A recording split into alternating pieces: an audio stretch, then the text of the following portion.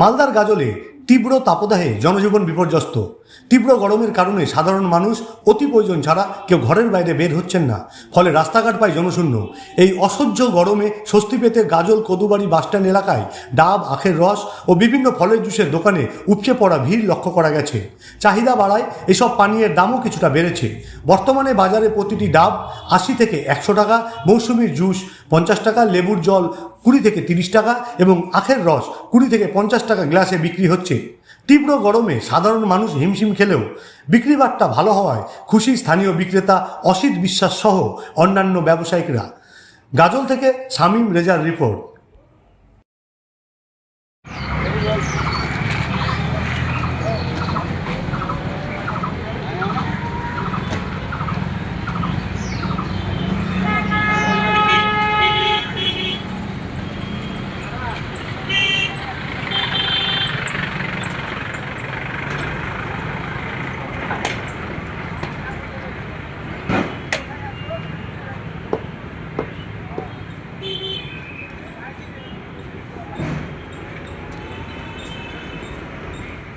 আলাল আলাপ এখান থেকে কি নেওয়ার জন্য আসছেন?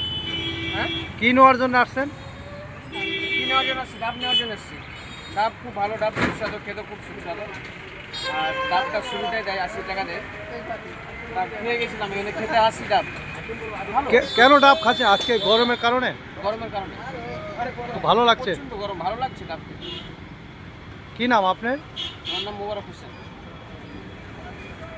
কেমন লাগছে? কেন খাচ্ছেন? কি জন্য? খাচ্ছি আমার ভালোর জন্য খাচ্ছি। এই গরম থেকে রক্ষা পাওয়ার জন্য। কি নাম আপনার? মিন্টু দাস। বাড়ি? হ্যাঁ, আমার দোকানে তো দেখতেই পাচ্ছেন, সব জুস, লেবু জল, বেলের শরবত, আখের রস সব কিছু হবে। কিরকম বিক্রি হচ্ছে গরমে? বিক্রি খুব হচ্ছে, ঘামে যাচ্ছি দেখেন না।